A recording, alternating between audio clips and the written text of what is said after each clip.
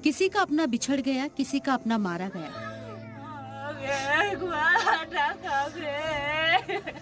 तो किसी का अपना जिंदगी और मौत की जंग लड़ रहा है। ओडिशा के बालासोर में मौत का ऐसा शोर मचा कि चंद पलों में ही 280 से ज्यादा लोगों की जान चली गई।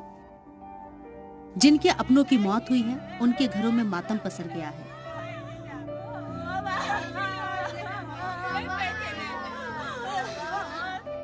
इन खौफनाक तस्वीरों को देखकर उन डरावने पलों को इमेजिन करना ज्यादा आसान होगा, लेकिन ऐसा करने में अच्छों का कलेजा कांप सकता है। ये वाला है जो है ये गुड्स ट्रेन है और उस गुड्स ट्रेन के ऊपर जो है ये कोरोमंडल जो है, कोरोमंडल एक्सप्रेस का जो डिब्बा आपको दिख रहा है, ये गुड्स ट्रेन के ऊपर चढ़ गया है और इसका जो गुड्स ट्रेन का जो मतलब कोरोमंडल का जो इंजन है वो भी गुड्स ट्रेन के ऊपर चढ़ा हुआ है। डिब्बे के ऊपर डिब्बे सवार हैं। एक दो नहीं बल्कि 1 दर्जन से ज्यादा बोगियां पटरियों पर ऐसे पड़ी हैं मानो किसी खौफनाक तूफान ने इन्हें पस्त कर दिया हो। रेस्क्यू रिलीफ ऑपरेशंस अभी भी जारी है। यहाँ पर आपको एनडीआरएफ की टीम्स यहाँ पे दिखेगी और इन डब्बों में जो है देखा जा रहा है कि आखिरकार कोई अंदर फंसा है कि नहीं, क्योंकि आपको बता दे रात भर जो है वो चलता रहा है रेस्क्यू ऑपरेशंस और आज सुबह भी यहाँ पर रेस्क्यू ऑपरेशंस चल रहा है।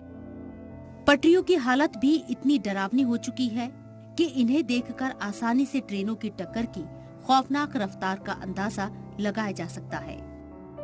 यहाँ पर लोगों के सामान बिखरे पड़े हैं। किस तरह से यहाँ पर चाहे उनके कागजात हों या फिर उनके सूटकेस हों, इनके बैग हों, खाने पीने की चीजें हों।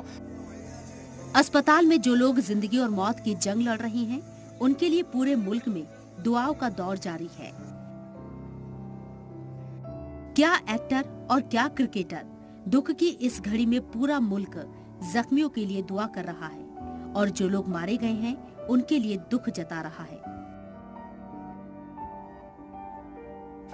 अभी ट्रेन हादसे के 24 घंटे भी पूरे नहीं हो पाए और इस हादसे पर सियासत का दौर भी शुरू हो गया।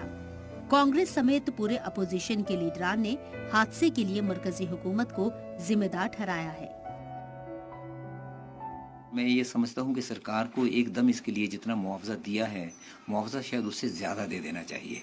आज के दिन तो अगर आप मोटर एक्सीडेंट क्लेम ट्रिब्यूनल्स का भी देखें, वहाँ भी एक्सीडेंट के केसेस में, डेथ केसेस में कहीं ज़्यादा मुआवजा मिल जाता है। अब 10 लाख तो ऐलान किया है रेल मंत्री जी ने और 2 लाख किया प्रधानमंत्री जी ने नेशनल रिलीफ फंड से।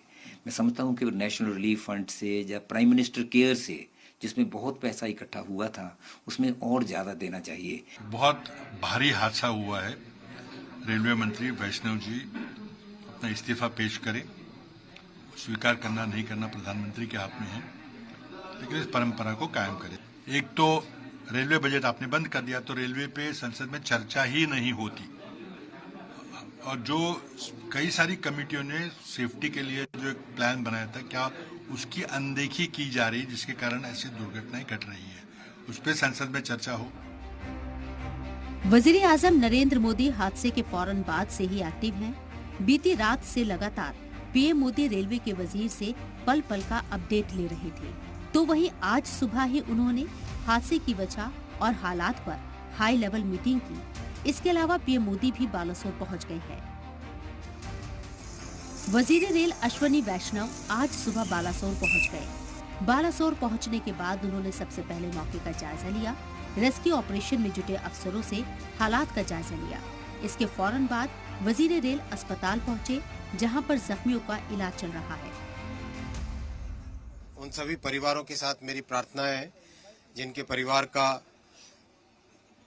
मेंबर इस ट्रेजेडी में चले गए। बहरहाल हादसे को लेकर एक तरफ सियासत का दौर जारी है, तो दूसरी तरफ मरकजी हुकूमत पूरी शिद्दत के साथ रेस्क्यू ऑपरेशन में जुटी है। लेकिन सवाल ये भी उठता है कि इतनी जदीद सहूलियात और हाईटेक तकनीकी के बावजूद इतना बड़ा रेल हादसा कैसे हुआ। इस हादसे की वजह क्या रही, इसका खुलासा तो जांच रिपोर्ट आने के बाद ही खुलेगा। लेकिन हादसे को लेकर सियासत का दौर अभी और तेज होने के आसार हैं। बालासोर से पूजा मेहता, धीरज ठाकुर और श्रेयसी गांगुली के साथ ब्यूरो रिपोर्ट जी मीडिया।